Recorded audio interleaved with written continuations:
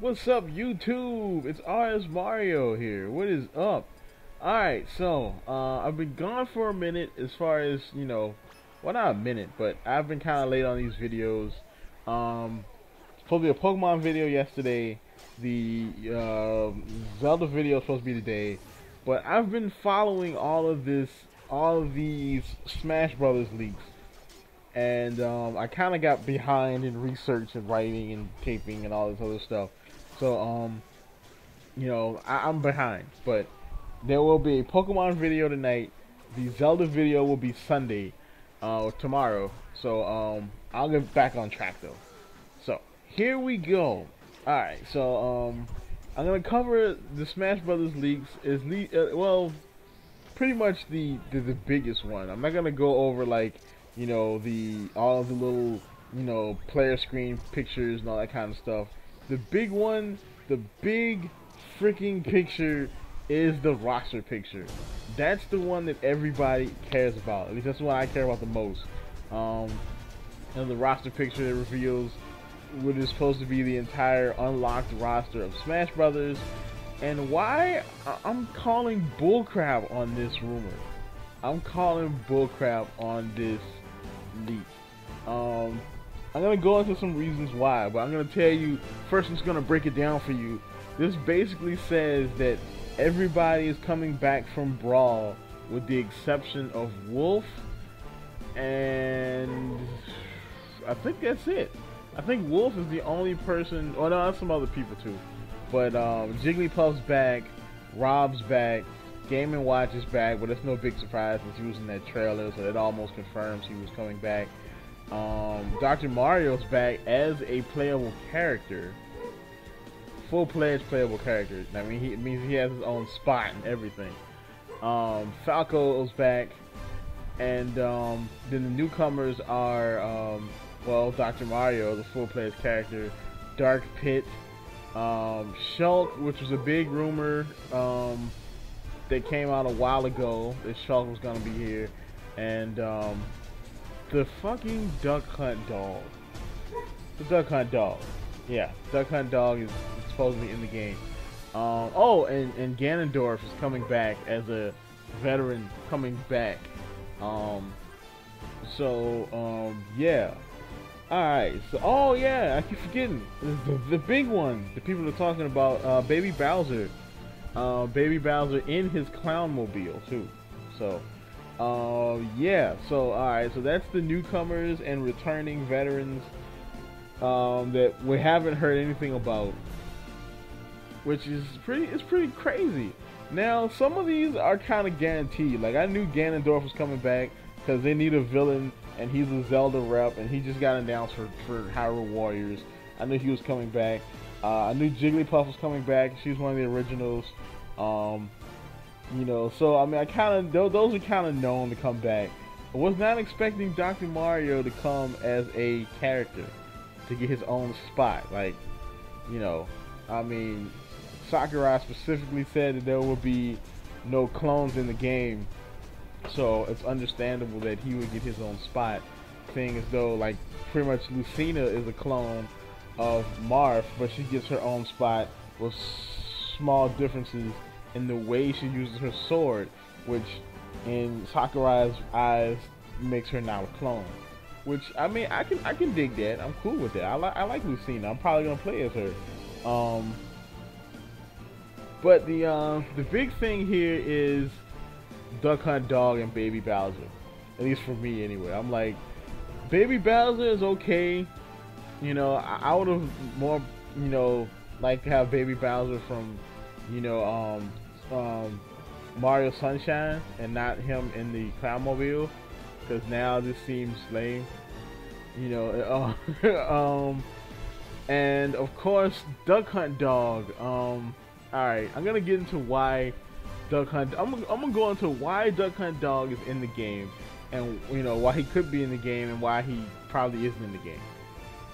Alright, the main reason I could see Duck Hunt Dog being in this game, oh, and the duck too, he's in there with the duck. The main reason I can see them two in the game is because Nintendo in the last few Smash games have had a throwback character to the NES days. So Pit was a throwback, Rob was a throwback, Game & Watch was a throwback, even though it wasn't to the NES, it was back to the Game & Watch. But you know, for some reason, every Smash Brothers has one throwback nostalgia character. You know, Melee had Game & Watch, Brawl had Rob, so Smash Brothers 4 would have Duck Hunt Dog. I can see that.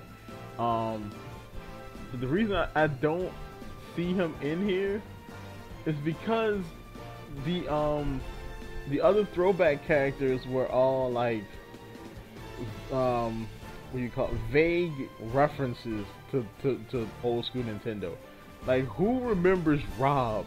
I think Rob became like 4 times more, you know, known from being in Smash Brothers than he did anything ever.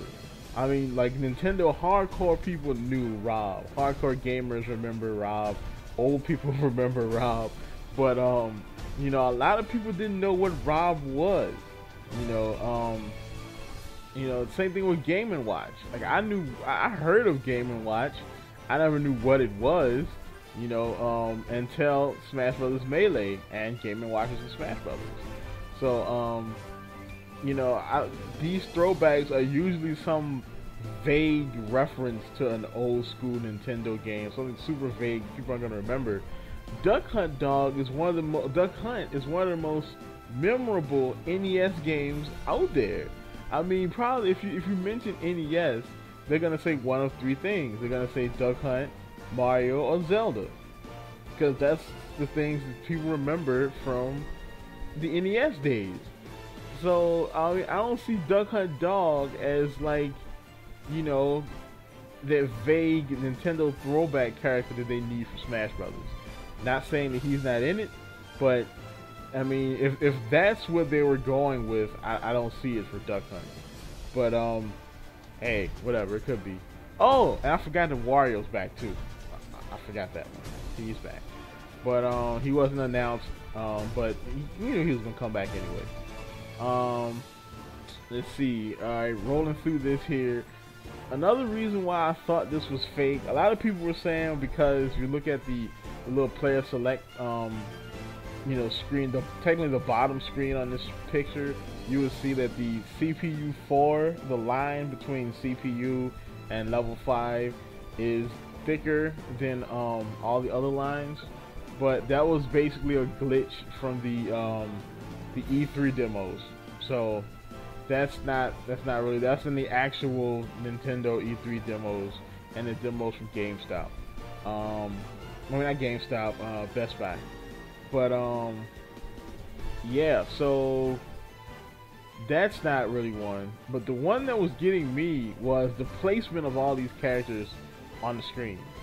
Alright, so the placement in here, you know, they kind of place everybody in order. Like, you know, the top row is really the Mario reps. You know, you got Mario, Luigi, Peach, Bowser, you know, Baby Bowser, Yoshi. All of the Mario reps are on top.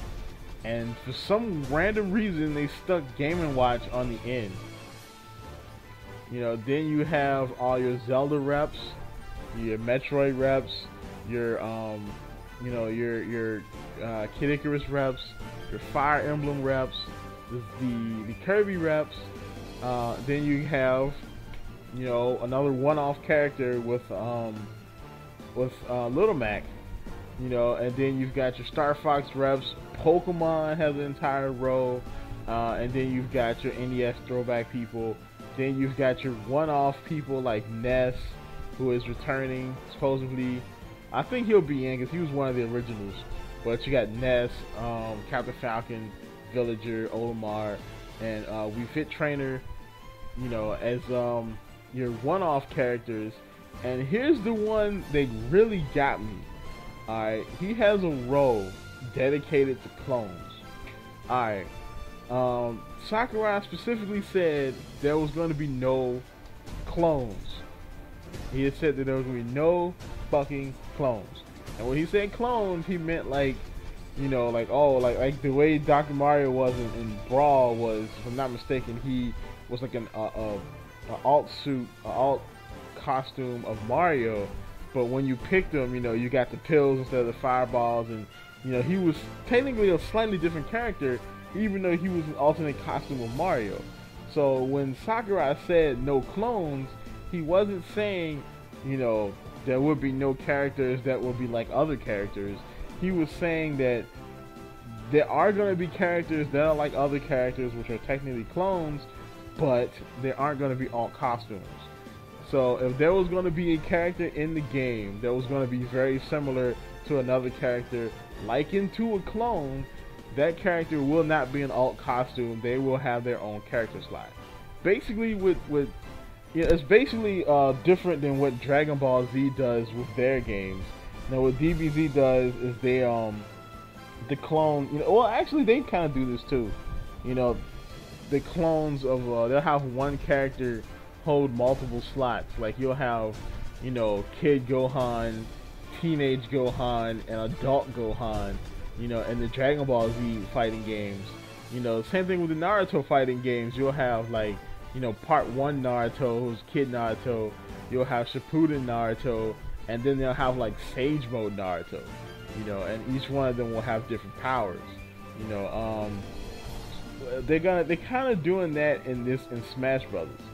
So, you know, if this were true, you would have Mario, and then you would have Dr. Mario, who is technically a clone of Mario, but you know, he's a little bit slower, he hits a little harder, and he throws pills instead of fireballs.